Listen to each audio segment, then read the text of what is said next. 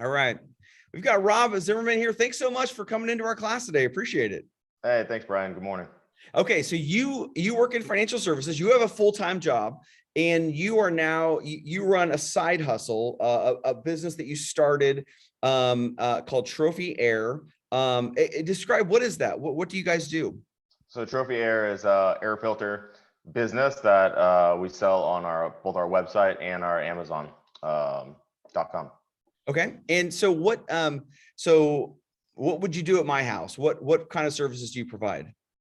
So we mainly sell air filter products. So these air filters would go into your home or commercial business, and are pretty much the standard ones that you buy at like a Home Depot or a Lowe's or a Walmart or something like that. So, And okay, I'm sorry, go ahead. yeah, the only unique facet of them is that most of them, the ones that we sell, like the primary SKUs, are the ones that are washable. So this is what you're going through now, is a new product that we had been prototyping. That basically saves on the shipping cost if someone wants a high efficiency air filter. Okay. But the majority of the ones that we sell are actually washable filters. So you never have to go to the store again. You buy it once, you take it out in the back, you hose it off, and you're good to go. Okay. So do you guys, so you sell the filter, do you go out and pull it down, hose it off, put it back up for them, or are you just selling it and then you're done? We're just selling it and then we're done. Okay. Gotcha. And how did you know this to be a spot in the market? Like, how did you identify this as being a market opportunity? We didn't really. I kind of take an approach of, I enjoy fishing, so I take a fishing approach where you kind of look at the market, you look at what's going on.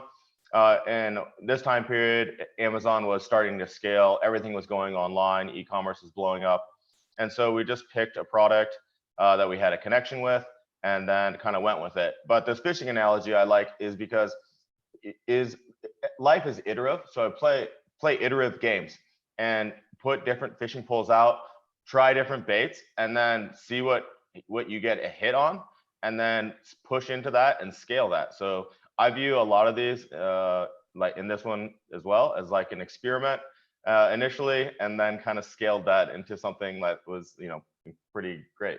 Gotcha. Okay. So did you fish other ideas than two, and then landed on air filters? Yeah. So I don't know, other businesses I've started that have failed are like freestyle skiing clothing company. So we really liked Burton and whatnot for snowboarders, but we were freestyle skiers and we didn't really have a brand. So we tried to create a freestyle skiing brand and sell that. We had like a graphic t-shirts and whatnot. I started that out of grad school, and that one failed. That was a failed experiment. But yeah, so there's a lot of different fishing poles out there that I put out there, and that's just an example of one of them. Why do this? I mean, starting a business is hard. Like I run Triumphs. It's hard. Like you have customers that you've got to make happy. You've got sales quota type things where you have to be profitable. You have a good job. Like, why go out and do this? What's in your DNA that makes you want to do this? I think it was a combination of things. It's like one is the idea of being financially free. So like seeking wealth, not money or status. So Naval has this great quote: wealth is assets that earn while you sleep. Money is how we transfer time and wealth. Status is your place within the social hierarchy. So I've always been like focused on going after investments and things that like earn while you sleep. And then I had a pretty profound experience when I was interning. So I was a mechanical engineer, and I was working at this company called anyway, so it's not important. Well, we were making cardiac devices, and something had happened. I think they had a recall of some sort, and they ended up laying off the majority of like a huge portion of their employees. And I was just an intern at the time, so I had like a temporary assignment. I was there to work for the summer, or maybe it was like 6 months. But anyway, I remember them coming into my office, and I had been doing like what I thought was a good job, and I was not the only engineering intern there. But they came in, they told me I was going to be laid off, and I was in Arizona at the time, and I wasn't around any family, so I was really like trying to make it myself. So we really had no support structure, and I was really reliant on that job. And I took so I took the name tag that from that spot as a reminder, and like always keep it around, because it's a good reminder in the fact that you know, what you think is maybe secure isn't as secure as, can change overnight and in an instant. So a guaranteed paycheck, So in a guaranteed. job is not always a guarantee, right? I mean, like financial freedom is an interesting thing. I remember 2017, you pleading with me at the preschool graduation, buy Bitcoin. It's freaking $900. And I'm like, you're crazy. This is some Madoff Ponzi scheme you got going, Zimmerman. What are you trying? And it's like, I mean, throw in $3,000 at Bitcoin at $900. I mean, it's done incredibly well, whatever. And so it's like, you see some of these things, but then again, so many people, and we talk about this a lot in my class. We're reading Millionaire Next Door, reading Rich Dad Poor Dad, reading a lot of things like that. And it's like, so many people look at the JOB as like the security that they think they're going to have. And you had firsthand experience of seeing people packing stuff up in boxes and clearing their desks. I mean, that must have been a pretty profound experience. Yeah, it really was. When I think about you mentioned Bitcoin, and I really have an affinity towards some of these things, but I think it's like living your life extremely curious. So I try to live my life on I would say like the technological frontier, and just pour in and really have fun and continue to learn. And Bitcoin is one of those things that I had originally thought was for drug hustling, and it was merely like the And avenue. it was at one point. It was. It was. I mean, it absolutely was, without question.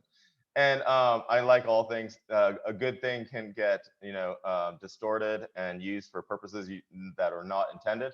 But I think I just kept learning about it, and at that time I think the inflection point was, okay, I was looking at how it might be used broadly and looking at third world countries and watching their currencies disintegrate and basically into nothingness. Right. And it was like, okay, if that is the bar for a currency, okay, surely Bitcoin can get over that bar. So if you can get over that bar to, displace, El Salvador's currency, for example, or another right that's struggling, surely that, if nothing else, the citizens of that country could use it as an escape from their own failing currency.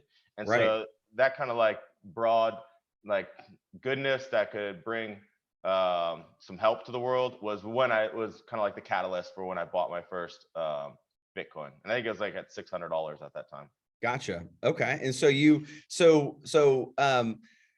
go fishing, you try all these different businesses. And by the way, is a failed business really a bad thing? Like, you feel like you picked up things along the way where you're like, well, that didn't work, but I learned this thing. Some people look at a failed business as like, well, that's a failure. Like, is it really, or is it just you need to find something else? Yeah, definitely stepping stones. You take with you, if something does fail, you learn a lot, and you definitely apply it to the next thing out there. And just keep trying new things. I think the most interesting thing I started, and then latest fishing pole I threw out just as an experiment because I thought it'd be fun. I think it's really interesting. I don't know how well it'll earn money, but maybe I'm doing it more for philanthropic exercise at this point. But basically, there's this thing called Axie Infinity out there where you buy these characters. So you buy they look like Pokemon characters. You need a team of 3. And you can get in for I don't know, $1,000, $1,200. And then you play this game. And basically, if you're decent at the game and you have a decent team, you can earn $300 a month playing this crazy video game, which is kind of crazy. And then not only that, so what I do, I don't have time to play this stupid video game. So you can basically do what's called a scholarship, and you can have people in the Philippines or in another part of the world. Philippines is a very popular one, and you split the revenue with them. So they get half, you get half, and they play your characters for you. Yeah. So crazy, that's money while you sleep. I mean, that is totally money while you sleep. That's so you come up with this idea, the Trophy Air, are you selling mostly to people in Trophy Club, or is this like a global kind of thing you're selling to? No, I think the big catalyst was Amazon. Amazon was starting to blow up. It's really crowded now. But yeah, we kind of just started putting it on Amazon.com. signed up as a seller and decided to try and make it work. We kind of knew, I remember having my first Amazon experience and being pretty impressed by, like, wow, this thing just showed up in my door in a couple days Yeah. after clicking a button. And anyway, Can we find so you on here? Or are you on Trophy? yeah, yeah. If you just type in Trophy Air, all of our stuff will come up. I'm sure. Okay, so ours are on the right there. Oh, there they are. Okay. Yeah. So, so you're on here, and people, so you list them on there. Do you actually ever touch these things, or do you list them and then they ship from a factory somewhere else, or what? Yeah, so we drop ship. So we don't actually touch these things. They come from a manufacturer. They drop ship to Amazon, and then we manage like the web page, the reviews, any customer service issues that they have. Can you tell me, like, can you talk numbers? Is there a revenue goal that you're trying to reach? What's realistic for a side hustle thing that you're coming up with and your wife is running it? Like, what kind of revenue are you looking to generate? Oh yeah, I mean, some of these things are doing crazy numbers. You can easily earn millions. And I saw one that got sold the other day that I think went for 21. It got sold for 21 times earnings. It was like I think some sort of dog, dog toy company and supplements or whatnot. But anyway, but yeah, you can easily, this could be your only job if you want to. It could be my only job if I wanted to be. So why do you have a website then? What is there traffic that you sell directly to customers as well? Do you get much there, or is it, I mean, why have a website if Amazon is doing the heavy lifting of like getting customers to you? Good question. So Amazon's great, and we've done great on Amazon. The problem with Amazon is that, and like most things, you can be wiped off in a day. So like Amazon has already tried to go after our supplier. Amazon went to our manufacturer and said, "Hey, we want to do Amazon Basic for this product." Oh, you're kidding me. No, these guys it's a very ruthless environment. Wow. And they're going after you, just little Rob Zimmerman from Trophy Club. Like, what? I mean, why would they do that? Did they just see the kind of numbers you guys are doing and saying, well, we want to duplicate that? Yeah, they start seeing numbers that you do, and then they try and displace you. And and yeah. Golly. So they sabotage. I think, like, I don't know. It's hard to tell whether they're sabotaging like products, third-party sellers that kind of like built the brand. And now they're kind of like taking, okay, we like this brand, we like this product that it seems to do well. Now we're going to offer an Amazon Basic version of that product. That's not right, man. That's not right that they do that. That's, and by the way, running my sports camps, I had a church one time that we ran our camps, and we ran it called Rookies, and we had a description and we had a curriculum and everything. And then one year they're like, well, we're not going to offer your camp anymore. And then I look at the church website and they're literally running a rookies camp with our exact language and everything. Like, I remember I felt like, how dare you? Like, I couldn't imagine, like, it's a church is one thing, but like Amazon is a beast. And if they're coming after you, are you nervous about that? Yeah, I mean, I think now that's kind of passed. But like, we have other challenges too. We had our page this year, like we had our page taken down for quite some time. That we had this, I don't know, some word that they deemed was a pesticidal claim, and then took our entire basically took everything down. And we had basically no revenue coming in for 3 months, and we're pleading with them to reinstate our products. We took like this, it was like a word, like it wasn't even like, hey, it was like a word we used. And I think I don't know if it was allergen or something else like that, but it was not. Were they doing it to sabotage you guys, or were they doing it? It's hard to tell. Yeah, it's like, it feels like sabotage. And but I don't know. I always try to look at things optimistically. And so the nice thing is they do it to everyone. So it's not just us. They do it to all of our competitors. And like, one thing that is very obvious. You've talked with your competitors. They've done it to them too. Yeah. So I'll give you a good example. A lot of our products, you want like on our main page, you want like the filter and then all of the sizes listed. Because if you land the customer on your page, like your Amazon page, you don't want them to leave. You want to make that revenue. And so say they like the filter, but they didn't, they needed a 2020 size instead of a 1625 size. So anyway, so you want there's a menu drop down, and up here. Like, so if you go to scroll down a little bit. So this one has already like, so you have to like, I guess this was in our main one, but if you go to maybe a different one, click the one, maybe click the one with 3,000 reviews next to it. So this is kind of the problem, right? So this is like our main page. So if you scroll down, you'll see it says style. That has so every size on there is normally incorporated into this page. Anyway, so you basically have like tons and tons. So whatever you need, we should be able to like accommodate it. So that's kind of like the goal. And if they like your filter. So what we also have had problems with is we'll wake up one morning and that menu is gone, and all, what is it? 25 different SKU numbers are scattered across Amazon, free floating on their own pages. And so that happens very often. It's a regular recurrence, and they do it to all our competitors too, because our competitors, it takes effort, one, to notice that it happened, and then two, to go and fix it all, recombine them all. Yeah. Because you don't want them to leave your page, and you want your reviews to stack up as well. Yeah. And so, yeah, if you pay attention, you have an edge over all your competitors who are also getting, blown up in the same kind of way. So last question for you here. You're the idea guy. You come up with like what kind of stuff you want to do. You kind of craft it in Trophy Air and all of the stuff. And you and your wife is this you in this picture right here?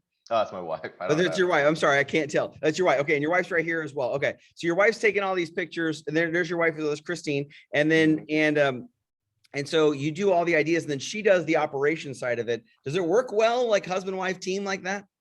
Yeah, I think it works great. She's done a great job with it. She's really had a lot of success, and has really taken what was small and really built it into something really neat.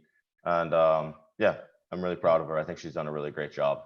Awesome, man. In addition to raising our 3 kids. Yeah, I know, man. Well, Rob, man, I appreciate the time. I love, I love talking to people about these kind of different kind of things you got going on, because you got your JOB, you got your securities, you got your crypto, you got your small business, you got all these kinds of things, and so rental houses. Yep. You have rental houses too, really? Yep. But see, and that's the thing is like I try to do that on the very first day of school. Is I draw my picture up there, I put the circle around me of the different sources of income, so kids will know it's not just. I mean, if it's just about the JOB and COVID hits and you're out, then you're going to have some trouble. So having multiple streams of income is just vital to students so they understand that. So 100%. If there's one piece of a recommendation you would give to the 16-year-old who's sitting in my class watching you right now saying, wow, Rob looks like he's done a pretty good job with all this stuff, what would you tell him? I'd say be extraordinarily curious. Watch new things that are coming up, go learn all about them, and then try some experiments. I think that's served me better than anything else. Don't listen to people who say, oh, that you can't do that, or that doesn't work, it's impossible. Yeah. Just try it. Run experiments for yourself. They're fun, and have a great time with it. Don't listen to Simpson in 2017 when he's like, Bitcoin's a Ponzi scheme. Don't listen to that guy. That guy doesn't know jack. So buy a little bit, see how it works. Buy a little bit. I should have. I didn't buy till 2019. I already had FOMO. I was like, golly. So it is what it is. You get in when you get in, and it's like you're counting your shekels sometimes and worried about where they're going to go. So and by the way, this is not the last one either. Like you had like even this year, you have new layer ones that are coming up. Solana was a big one this year. Yeah. And if you had put like $10,000 in Solana, which everyone's building on now, it's at like 1.4 million or something. So oh my God. These things, like crypto in general is kind of a gold rush era. It's like the internet in the 90s. Everyone's trying to figure out who's the Amazon, who's the Google, who's the Facebook, how does this work? And so, yeah, I think that's kind of like the frontier right now.